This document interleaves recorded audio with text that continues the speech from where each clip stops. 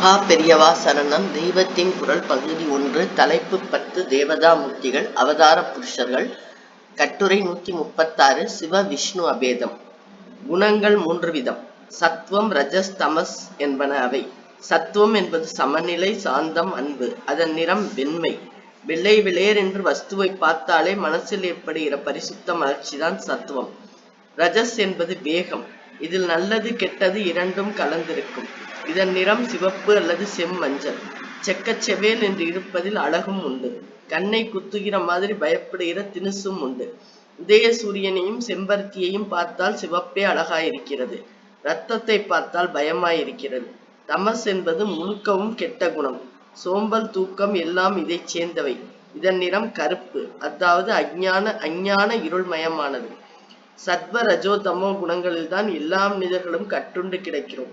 எல்லாம் ஒரே பரமாத்மாவிடமிருந்து வந்ததால் சத்வம், ரஜஸ், தமஸ் இவற்றுக்கும் ரூபகமாக பரமாத்மாவின் 3 மூர்த்தி பேதங்களை சொல்கிறார்கள்.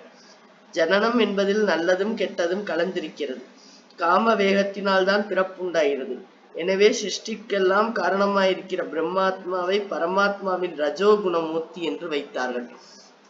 அதில் யாருக்கும் அபிப்பிராய பேதமில்லை. பிரம்மா மஞ்சள் சிவப்பாக இருக்கிறவர். பரிபாலனம் செய்து சத்வகுணத்தால் நடப்பது மகா பாவம் செய்கிற நமக்கு ஒருவேளை சோறு பெறக்கூட லாயக்கில்லை. அப்படி இருந்தும் எறும்பிலிருந்து சகல ஜீவராசிகளுக்கும் உணவு கிடைக்கும்படி செய்து ரட்சிப்பவர் மகாவிஷ்ணு. இவரை சத்வமூர்த்தி என்று வைத்தார்கள். சம்ஹாரம் என்பது அழிப்பது. அழிக்கிற குணம் தமசை சேர்ந்தது. இதனால் சம்ஹாரமூர்த்தியாகிய சிவனை தமோமூர்த்தி என்றார்கள். இதிலிருந்து சைவ வைஷ்ணவ பிணக்கு யாவும் வந்தது போல் இருக்கிறது. மகாவிஷ்ணுவின் பரிபாலனத்தை சத்வம் என்று சைவர்கள் ஒப்புக்கொள்ள மாட்டார்கள். இந்த நிலையற்ற இகலோக வாழ்க்கையை பரிபாலிப்பது என்பது மனிதனை மேலும் மேலும் அஞ்ஞானத்தில் தள்ளுகிற காரியம்தான். இதில் சத்வம் இல்லை. சிவன்தான் அஞ்ஞானம் நீங்க ஞானோபதேசம் செய்கிறவர். இந்த ஞானோபதேசத்துக்கு பக்குவமாக இல்லாதவர்களை கூட அவர் பரமகிருபையோடு அவ்வப்போது கர்மக்கட்டிலிருந்து விடுவித்து ஓய்வு தருவதற்கே சம்ஹாரம் செய்கிறார். பிறவிகளுக்கு நடுவே சம்ஹாரத்தின் மூலம் விச்ராந்தி தருகிற கருணாமூர்த்தியே சிவபெருமான். இத்தொழில் தமஸ் அல்ல, சத்வமே.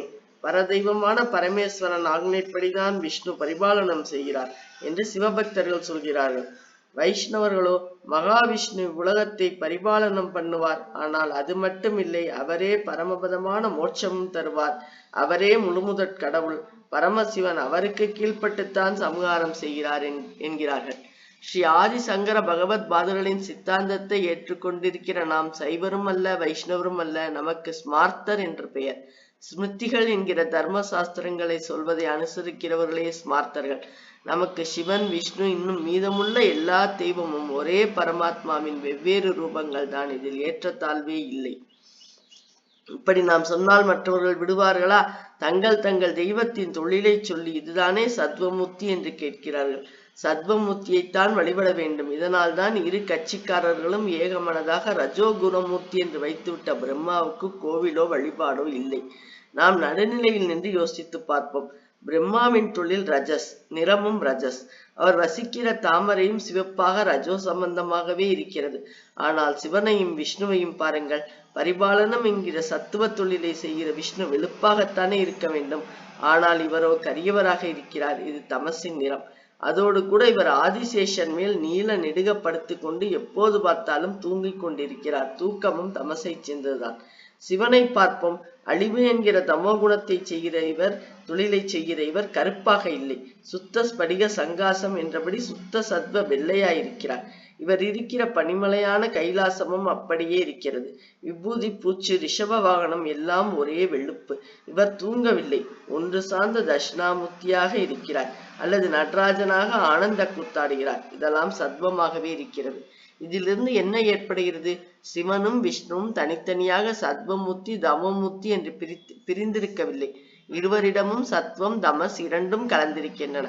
ஒருவர் ரூபத்தில் தமஸ், காரியத்தில் சத்துவம். இன்னொருவர் ரூபத்தில் சத்துவம், காரியத்தில் தமஸ். காரிய சத்துவத்தை வைத்து வைஷ்ணவர் விஷ்ணுவை வணங்குகிறார்கள்.